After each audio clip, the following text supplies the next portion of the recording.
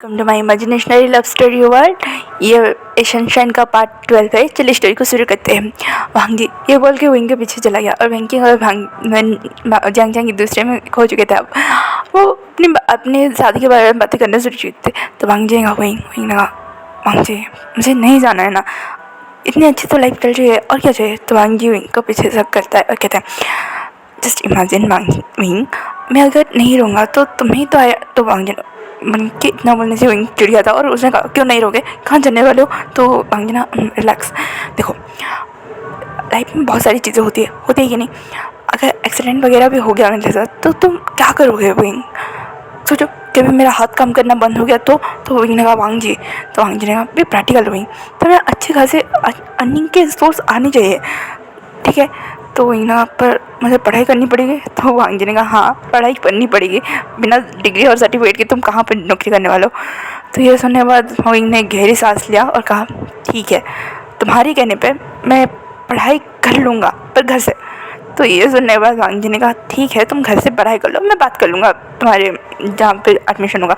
तो ये सुनने के बाद विंग भी बहुत ज़्यादा खुश हो गया था कि हाँ, विंग को थोड़ा सोशल फोबिया था, वो लोगों के साथ घुल मिल जाता है, पर उसे लोगों के बीच अगर बहुत समय छोड़ा जाए तो वो डर जाता है। और ये बात वांग जी को पता चल चुका था, जंगचिंग ने बताया था उसे। तो अब वांग जी कन्फर्म था कि इस लाइफ से इनको कोई प्रॉब्लम नहीं हो रही है, पर हाँ बस उसे लोगों में ज़्यादा समय नहीं रहना पड़ेगा। तो वांग जी को भी ओके था। तो अगली सुबह विंग को बहुत अच्छे से आयन तैयार करता है। वो विंग के साथ जिद कर रहा था कि तुम ऐसे पहनो वैसे पहनो, और विंग वैसे पहन भी रहा था। विंग अच्छे से तैयार भी हो रहा था। विंग को पता है कि ये सब हो क्या रहा है, फिर भी अनजान बनने की कोशिश कर रहा था, क्योंकि सुबह सुबह वांग जी जो वहाँ से चला गया था। वांग जी यहाँ पे अम्यूजमेंट पार्क में पूरी तैयारी के साथ खड़ा था। वो कह रहा था कि यहाँ ठीक हुआ, ये ठीक हुआ, ये वो। तो वेंकिंग और झांगचिंग बोल रहे थे, काम डाउन वांग जी, काम डाउन, तुम्हें इतना ज़्यादा पैनिक किसी सिचुएशन में नहीं दिखाया हमने। तो वांग जी ने कहा, पर विंग हाँ भी तो बोलना चाहिए।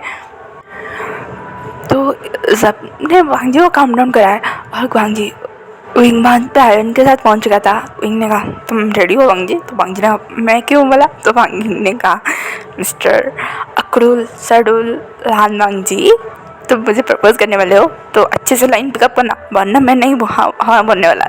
ये सुनने में वांग जी ने एक गलत किया और कहा, तुम मेरी लाइफ के वो सनशाइन हो जो मुझे पूरे अंधेरे से वापस खींच के इस पूरी लाइट में लेकर आया है। मेरी लाइफ में एक ऐसा शाइन जिसे मैं खोना नहीं चाहता, अपना बना के हमेशा रखना चाहता हूँ। तुम क्या मुझसे शादी करोगे विंग। तो विंग जो बहुत ज़्यादा खुश हो रहा था, उसने वांग जी के हाथ से रिंग पहना और वो भी घुटनों के नीचे बैठे और कहा, तुम भी मेरी लाइफ के वो सनशाइन हो जिसे मैं खोना नहीं चाहता। मेरी लाइफ के एक ऐसी सनशाइन जो मुझे फैमिली के बारे में फिर से बताने के लिए thank you so much mister Lan. क्या आप मुझे मेरी पूरी ज़िंदगी में मेरी फैमिली बन के रहना चाहिए। तो वांग जी ने भी हाँ बोला और ये बात जान के झांगचिंग और वेंकिंग एक साथ बोलते, यू आर माई सनशाइन।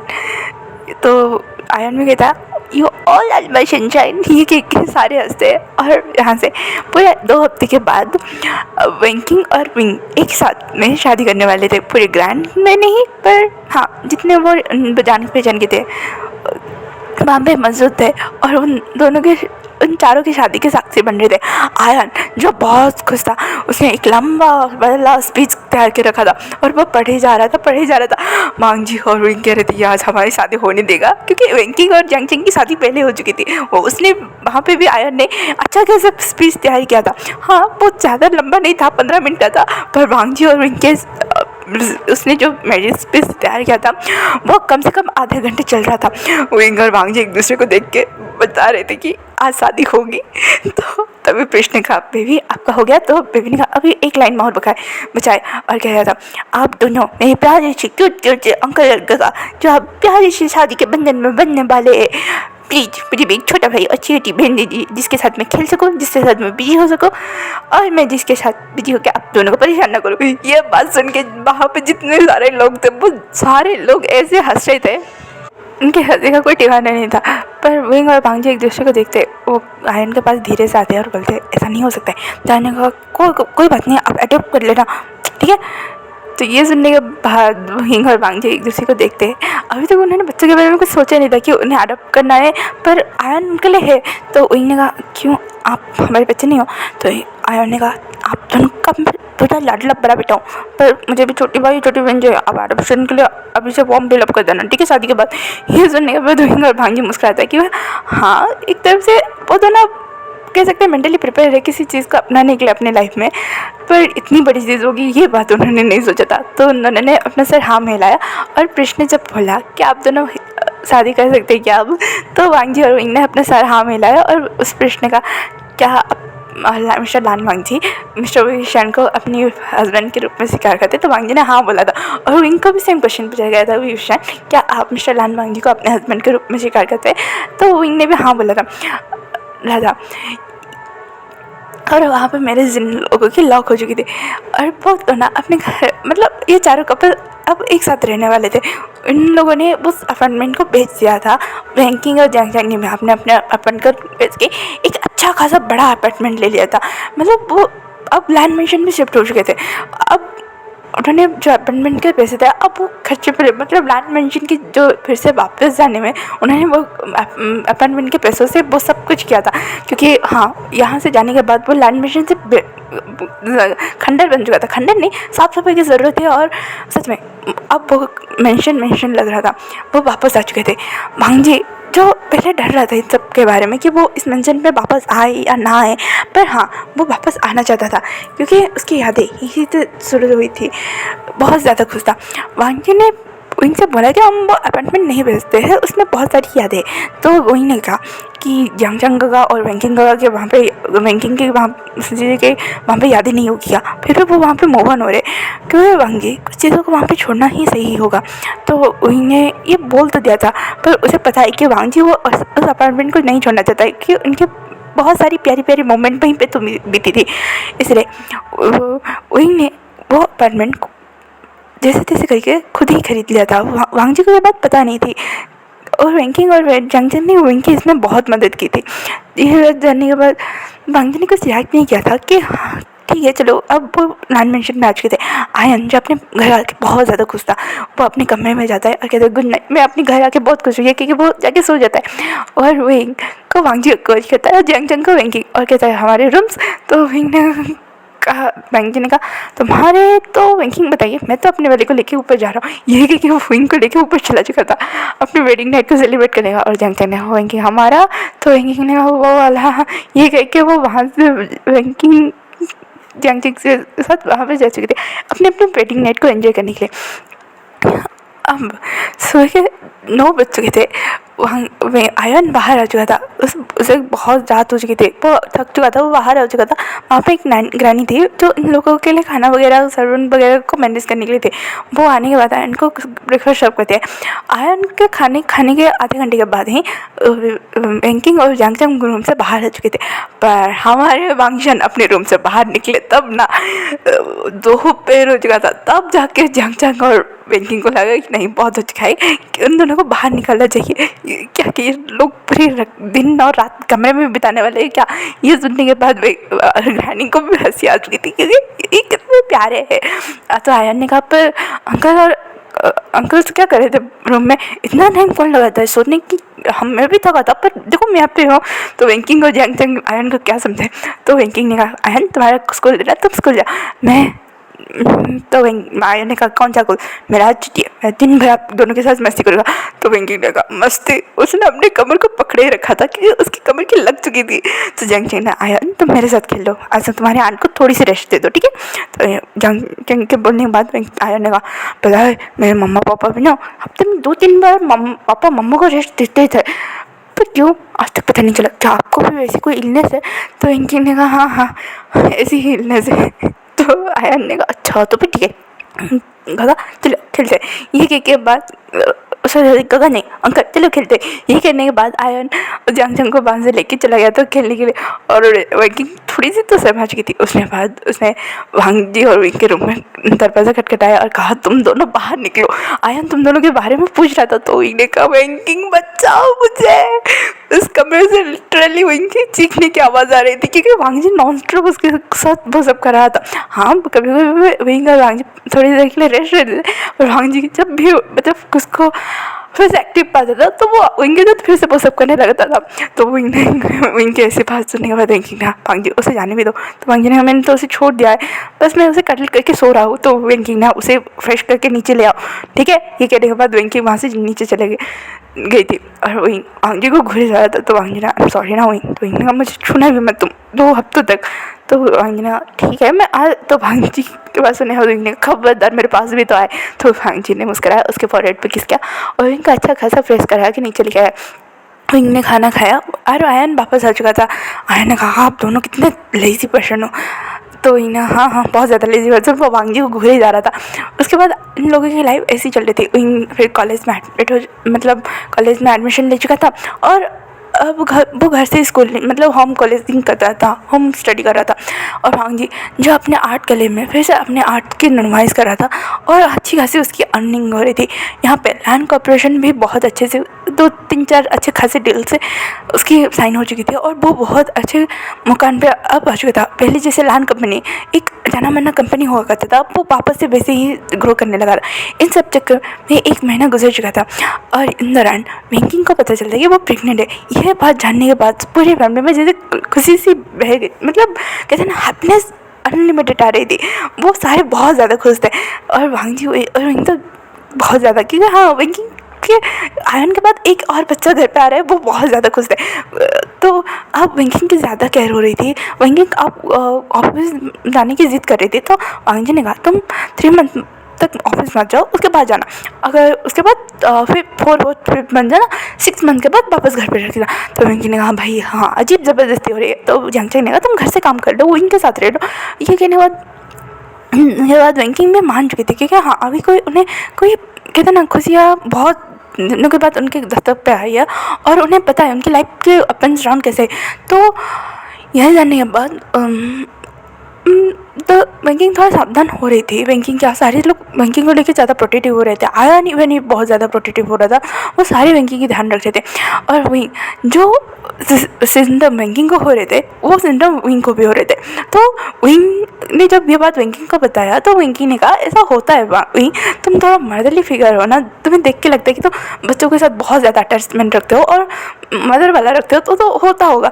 तो विंग को भी लगा हाँ मैं थोड़ा ना प्रेग्नेंट हो सकता हूँ, मैं एक बॉय हूँ। तो ये सोचने के बाद विंग ने कुछ ज़्यादा रिएक्ट नहीं किया था। पर हाँ सच में विंग की क्रेविंग्स, मूड स्विंग्स, जो वॉमिटिंग के सिम्टम्स, मॉर्निंग सिकनेस के सिम्टम्स है वो हो रहे थे। वांगजी यहाँ तक कि वांगजी और विंग जब इंटीमेट हो रहे थे विंग के लोअर अपडाउन में थोड़ा सा पेन हो रहा था। तो विंग ने जब बताया तो वांगजी ने कुछ दिनों के लिए वो सब करना बंद कर चुका था। पर विंग की जो मॉर्निंग सिकनेस है वो वांगजी को क्लियर दिखाई दे रही थी। तो वांगजी थोड़ी देर के लिए डर चुका था। तो विंकिंग ने कहा ऐसा नहीं होता है, मतलब समझो कि वो फॉल्स प्रेगनेंसी हो रहा है वांगजी, क्योंकि वो मेरे साथ रह रहा है, बहुत ज़्यादा टाइम मेरे साथ रह रहा है, तो उसी वजह से ऐसा हो रहा है। तो वांगजी विंग और जंग को भी लगा कि हाँ ऐसा हो सकता है। डॉक्टर से जब उन्होंने कंसल्ट किया था कि नहीं ऐसा ऐसा हो रहा है, तो उन्होंने कहा था कि नहीं मदर के साथ अगर कोई बहुत ज़्यादा इमोशनली कनेक्ट होने की कोशिश करेगा तो वो भी फील करेगा। तो डॉक्टर ने कुछ ज़्यादा रिएक्ट नहीं किया था। पर जो अपना कॉलेज का जो कहते हैं ना फर्स्ट सेमेस्टर के लिए जो असाइनमेंट है उसे कंप्लीट करके जब वो वापस आ रहा था वो चक्कर खा के वो वहीं पे गिर चुका था। यह बात जानते ही उनके प्रिंसिपल ने सीधा वांगजी को कॉल किया था, क्योंकि वांगजी ने कहा था कि अगर इनको कोई भी प्रॉब्लम हो या फिर कोई परेशानी हो तो वो सीधा वांगजी को फ़ोन करे। पर उससे पहले ही विंग को डॉक्टर के पास भेज चुका था और विंग को होश आ चुका था। विंग जब पूछता है कि मुझे क्या हुआ था, डॉक्टर ने कहा कांग्रेचुलेशन आप प्रेग्नेंट हो। ये बात सुनने के बाद विंग भी लाइक ये अच्छा खासा मजाक है। तो ये करने के बाद डॉक्टर ने कहा कोई मजाक नहीं है, ये बहुत रेयर केस में होता है और आपके केस में हुआ। ये कहने के बाद उस डॉक्टर ने कुछ प्रूफ दिखाया कि हाँ मेल प्रेगनेंसी बेस्ट है। तो इन्हें कहा जब हमने डॉक्टर को बात की थी तो उन्होंने कहा था, तो डॉक्टर ने कहा हाँ हाँ उन्होंने उनके मुताबिक उन्होंने जो सुना जो सोचा वही क्या। अगर वो आपको आगे चेक करते तो इतना प्रॉब्लम नहीं होता आपको। आप कम से कम 2 महीने से प्रेग्नेंट हो, तो इनको लगता है कि हाँ विंकिंग की प्रेगनेंसी में टाइम उससे पहले ही, मतलब हाँ विंकिंग को जितने महीने हुए उसे भी उतने महीने हुए। तो इन्होंने कहा ओह, विंग अब गहरी सोच में था, क्या अब इसके बाद वांगजी उसे अपनाएगा, क्योंकि ये थोड़ी सी अजीब बात है ना किसी भी मेल के लिए कि वो प्रेग्नेंट हो जाए और उसका पार्टनर उसे अपनाएगा या नहीं। तो ये बात उसके दिमाग में चले थे। तो इन्हें कहा किसी को बताया मैं, तो प्रिंसिपल जो वांगजी को फ़ोन कर चुका था, वांगजी पैनिक में वो घर आ चुका था। तो आने के बाद इनने कहा कुछ नहीं, बस मुझे चक्कर आ गया था। तो वांगजी ने कहा अच्छा और कोई बात नहीं है ना। तो इन्होंने कहा कोई बात नहीं, डॉक्टर ने इशारों में बताया कि उसने बता देना, ठीक है, क्योंकि मेल प्रेगनेंसी बहुत कॉम्प्लिकेटेड होती है, उसे बहुत अच्छे से डेडिकेटली हैंडल करना पड़ता है। तो ये सुनने के बाद उन्होंने अपने सर हाँ मिला दिया था और वो दोनों वहाँ से चले चुके थे। वांगजी उनका ख्याल रख रहा था, पर विंग जो अब वांगजी से धीरे धीरे कट रहा था, वांगजी विंग वांगजी से नहीं, वो विंकिंग से भी धीरे धीरे से कट रहा था, वो झांगझांग से भी धीरे धीरे से दूर हो रहा था। मतलब वो एक तरफ से अपने आप को एक केस में बंद करने की कोशिश कर रहा था। वांगजी झांगझांग विंकिंग ये सारे नोटिस कर रहे थे। विंग सबको हंसी में मजाक में बातें डालता रहता। आयन ने पूछ लिया गगा अंकल क्या आप मुझसे नाराज़ हो या फिर घर पे किसी से, क्योंकि आप सबसे थोड़ी थोड़ी दूर रह रहे हो। तो इन्होंने कहा कोई बात नहीं। ये नहीं कहने के बाद उन जो 2-3 दिनों से ऐसे ही वेव कर रहा था। उसके बाद एक दिन वैंकिंग के चेकअप के लिए यांगचंग उसे लेके हॉस्पिटल चला गया था और वांगजी अपने आर्ट करियर की वजह से घर भी चला चुका था। और यहाँ पे आया अपने स्कूल के लिए बहुत सुबह ही निकल चुका था। वहीं जो देखता है कि घर पे कोई नहीं है, उसने सर्वेंट्स को ऑर्डर दिया था कि सारी चीज़ों के बारे में उसने बता दिया और विंग ने बैग पैक किया और वो वहाँ से चुपके से निकल चुका था। और वो अपने और वांगजी के उस अपार्टमेंट में आ चुका था जहाँ पे वो पहले रहते थे, क्योंकि अब इनको इनसिक्योरिटी फील हो गई थी कि वांगजी उसे एक्सेप्ट करेगा या नहीं। और वो उसे खाई जा रहा था, वो डर उसे खाई जा रहा था और वो नहीं चाहता था कि इस डर के वजह से उसका स्ट्रेस लेवल बढ़े और उसके बच्चे को कुछ हो जाए, क्योंकि हाँ एक कहते हैं ना अटैचमेंट होती है और विंग को वो पहले से किसी भी बच्चे को लेके वो अटैचमेंट जल्दी हो जाती है। तो वो वहाँ पे आ चुका था। यहाँ पे वो ये तीनों घर आते हैं। आने के बाद आयन विंग को ढूंढ रहा था। पहले आयन आया, वो विंग को ढूंढना, ग्रैनी ने कहा कि वो किसी काम से गए होंगे। फिर उसने वांगजी का उसके वांगजी अंकल आने के बाद उसने वही बात बताई। तो वांगजी ने भी थोड़ा वेट किया पर विंग वापस नहीं आया। तो वांगजी ने सोचा कि झांगझांग और वैंकिंग के साथ वो चला गया होगा। पर वापस आने के बाद उसने जब वैंकिंग और झांगझांग को पूछा तो तब भी उन्होंने कहा नहीं वो घर पे रह रहा था। और जब उन्होंने बात कंक्लूसिव पर निकालने के बारे में आया तो वांगजी ने कहा विंग कहाँ पे हो। विंग घर छोड़ के चला गया क्योंकि उसके कपड़े नहीं है, कुछ नहीं है।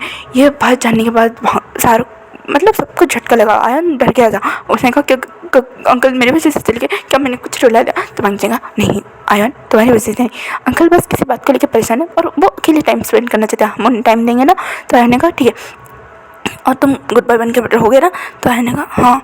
ये कहने के बाद वांगजी ने कहा वांगजी परेशान हो तो कहीं पे नहीं गया हुआ, हम ढूंढ के लेंगे। ये वांगजी ने बोल तो दिया था पर उसका दिल जो जोरों से धक धक धक कर रहा था, वो पूरी आधी शेर को ठान चुके थे। वो उन्होंने उस अनाथ आश्रम जाके पूछा, बहुत सारे अनाथ आश्रम में जाके पूछा, जंग जहाँ जहाँ उनको ढूंढ सकता था तब ढूंढा पर कुछ नहीं पता चला। वांगजी अब परेशान हो रहा था। वांगजी का जो पेशेंस लेवल था वो टूट रहा था धीरे धीरे करके। वो खुद को ब्लेम करने के बारे में सोच रहा था। पर उससे विंग की बात आती है कि अगर लाइफ में कुछ भी ऐसा हुआ तो तुम खुद को ब्लेम नहीं करोगे। तो वांगजी बस अब स्ट्रॉन्ग बनने की कोशिश कर रहा था। तो विंग ना जंग विंग भाव हो सकता है। तो जंग ने कहा हाँ पर वो वहाँ पे क्यों। तो वांगजी ने कहा कहाँ पे। तो जंग ने तुम्हारे पुराने अपार्टमेंट में। तो वांगजी ने पर उसे तो विंकिंग ने बता देते कि उसी ने खरीद दिया था तुम्हारे मन रखने के लिए और वो उसे ऐसे कन्वर्ट कर रहा था कि वहाँ पे तुम आर्ट कर सको। तो वांगजी कार की चाबी लेता है और वहाँ से फुल स्पीड पर कार चलाता है और उस अपार्टमेंट पर पहुँचता है।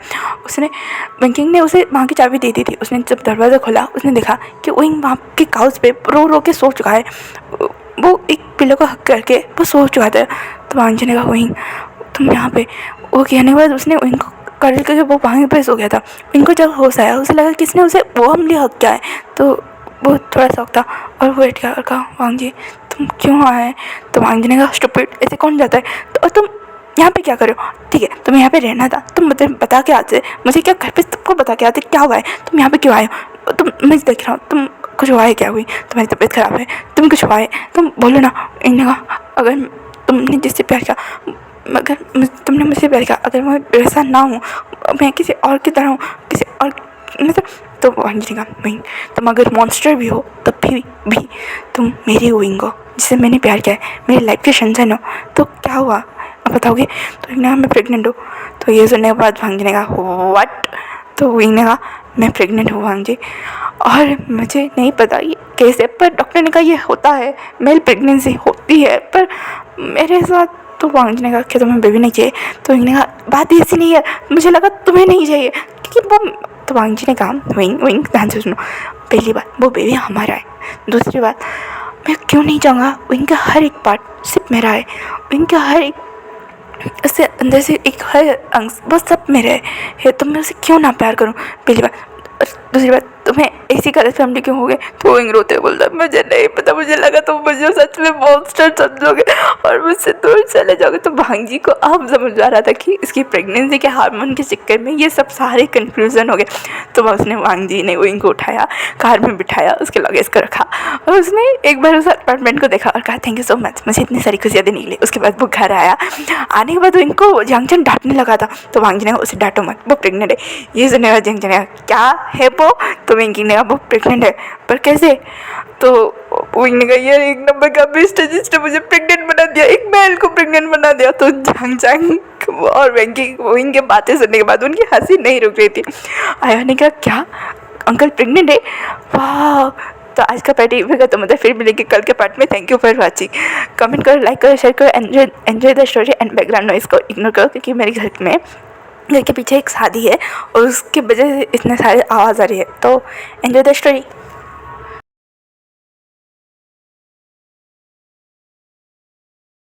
Thanks for watching. Bye bye cuties and स्वीटीज।